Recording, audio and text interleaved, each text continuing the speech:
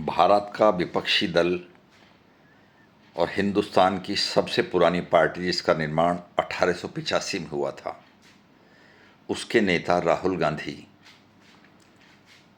भारत की लोकसभा के विपक्ष के नेता राहुल गांधी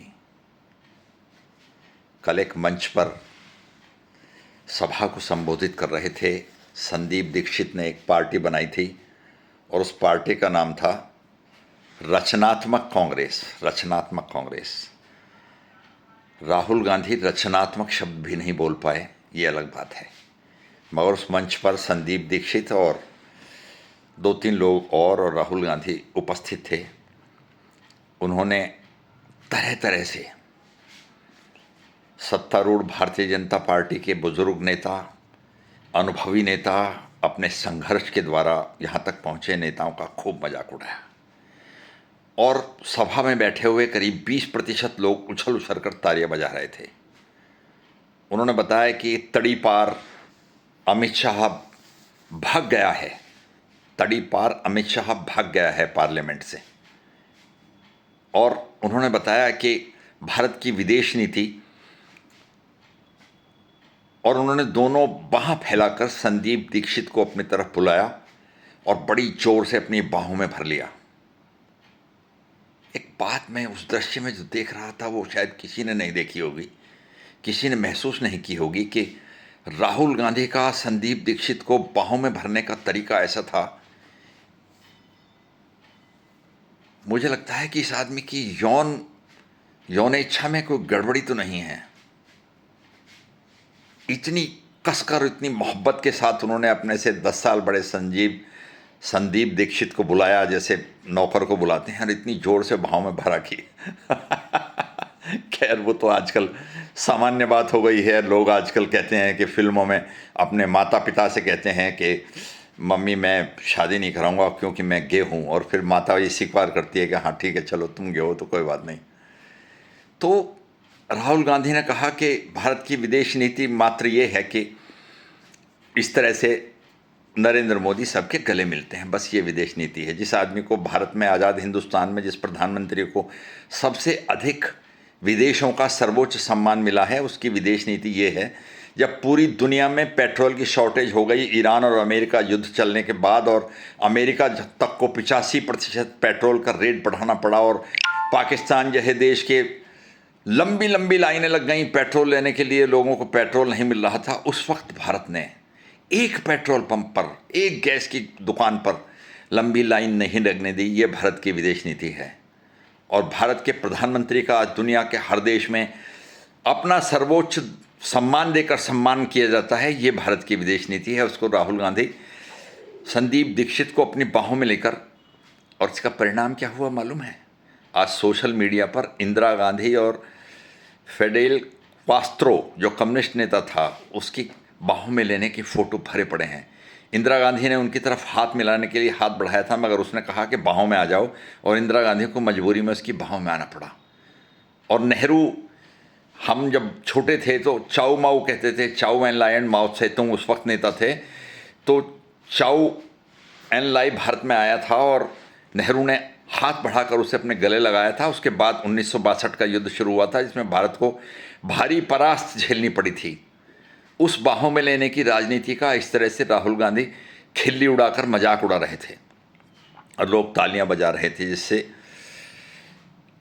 और पार्लियामेंट के बाहर उस कांग्रेस के नेता, जिस कांग्रेस में मैंने पहले भी कहा कि 1885 में कांग्रेस का निर्माण हुआ था। 1885 के बाद पहले तो 5 बार कांग्रेस के अध्यक्ष अंग्रेज ही रहे, मगर बाद में धीरे धीरे भारत को आज़ादी दिलवाने वाली स्वतंत्रता प्रेमी लोगों ने उस कांग्रेस पर कब्जा कर लिया, और सरदार वल्लभ भाई पटेल, सुभाष चंद्र बोस, डॉक्टर भीमराव अंबेडकर, महात्मा गांधी, पंडित जवाहरलाल नेहरू, गोविंद बल्लभ पंत, ऐसे ऐसे लोग उस पार्टी के नेता रहे, ऐसे ऐसे लोग उस पार्टी के नेता।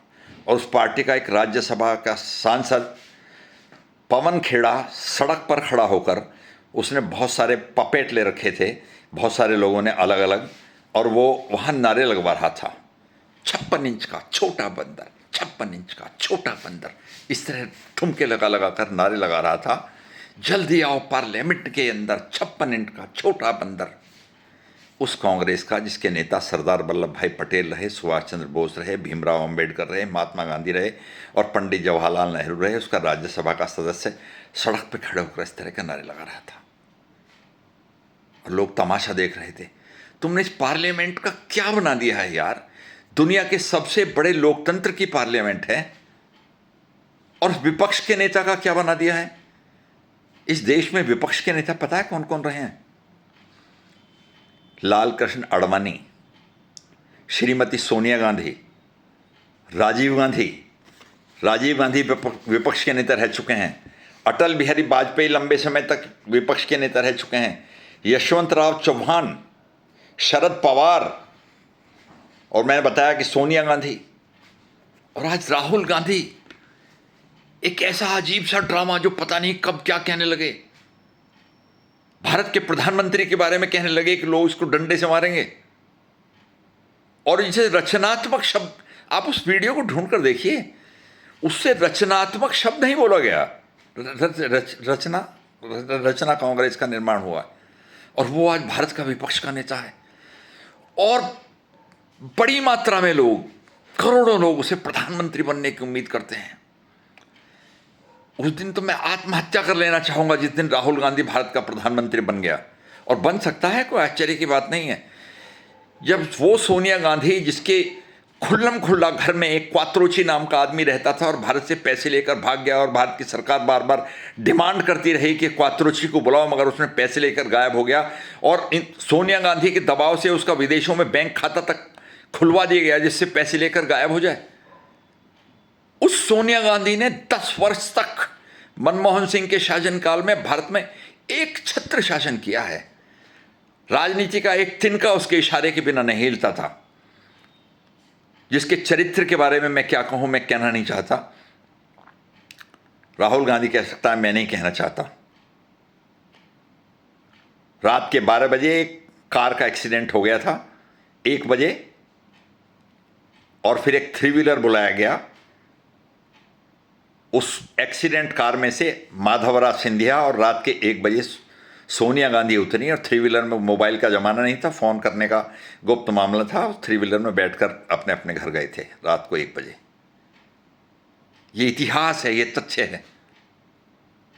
और सड़क पे खड़े होकर आप कहते हो कि अमित शाह तड़ीपार। आपको शर्म आनी चाहिए। मालूम है अमित शाह को तड़ीपार किस लिए किया गया था? मालूम है? घनघोर आतंकवादी सोहराबुद्दीन को एनकाउंटर करने के लिए तड़ीपार किया गया था। और वो कथित तौर पर कश्मीर की एक लड़की आई थी मारने के लिए। बाद में कांग्रेस ने हल्ला मचाया कि मासूम कश्मीर के लड़के थे, मगर आज तक उस घटना को कितने बरस हो गए, कोई बता नहीं पाया कि 3 लड़के जो एनकाउंटर में मारे गए वो कौन थे। इसलिए तड़ीपार किया गया था। तुम्हारी तरह गुप्त विदेशी यात्रा करने के कारण, तुम्हारी तरह विदेश में बैठे हुए भारत के दुश्मनों से दोस्ती करने के कारण, तुम्हारी तरह संदिग्ध परिवार विदेशों में छुपाए रखने के कारण, और तुम्हारी तरह भारत का सारा पैसा घोटाला करके विदेश ले जाने के कारण तड़ीपार नहीं किया गया था। आतंकवादियों को मारने के लिए किया गया था। लज्जा नहीं आती, भाषा का पता नहीं है, बोलने का पता नहीं है, तमीज का पता नहीं है, पहनावे का पता नहीं है, संसद में कैसे कपड़े पहनकर जाना चाहिए, कैसा व्यवहार करना चाहिए, इसका पता नहीं है। और मंच पर खड़े होकर मजाक उड़ा रहे हैं कि देखिए इस देश की विदेश नीति ये है, और संदीप दीक्षित भाग कर आता है और वो उसको बाहों में ले लेते हैं। ये इस देश की विदेश नीति है। राहुल गांधी के रहते हुए कांग्रेस को किसी दुश्मन की जरूरत नहीं है। ये खुद ही कांग्रेस को पूरी तरह मटिया मेट करके जाएगा। जहां एक तरफ भारत के प्रधानमंत्री और भारत के गृह मंत्री और भारत के रक्षा मंत्री धीर गंभीर व्यक्ति हैं जो ऐसी छोटी छोटी बातों की परवाह किए बिना अपने काम में लगे रहते हैं, वहाँ विपक्ष का नेता भारतीय जनता पार्टी को बंच ऑफ जोकर्स बताता है। Bunch of jokers. अब जोकर कौन है ये पूरा देश जानता है भैया। लोग मनोरंजन के लिए तुम्हारे वीडियो देखते हैं। एक एक कदम फूंक फूंक कर नहीं रखा गया तो ये देश बर्बाद हो जाएगा। नमस्कार।